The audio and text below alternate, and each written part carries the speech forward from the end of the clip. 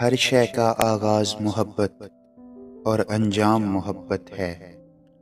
درد کے مارے لوگوں کا بس ایک پیغام محبت ہے۔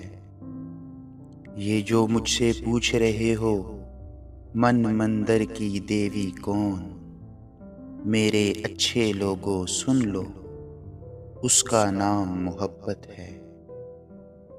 شدت کی لو ہو یا سرد ہوائیں اس کو کیا پرواہ، کانٹوں کے بستر پر بھی محو آرام محبت ہے۔ بن بولے ایک دل سے دوجے دل تک بات پہنچتی ہے، جو ایسے روحوں پر اترے وہ الہام محبت ہے۔ پگلے دامن بندھ جاتی ہے جس کے بخت میں لکھی ہو، تم کتنا بھاگو گے آگے ہر ہر گام محبت ہے۔ اب تو بس ایک یاد سہارے وقت گزرتا رہتا ہے، اور اس یاد میں ہر ایک صبح ہر ایک شام محبت ہے۔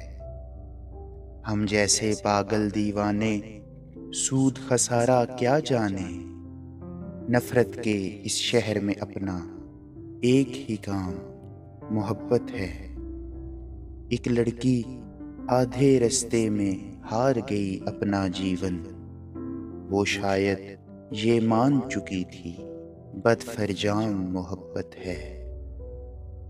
تو پگلی اب کن سوچوں میں گمسم بیٹھی رہتی ہے، بولا ہے نا اب یہ ساری تیرے نام محبت ہے۔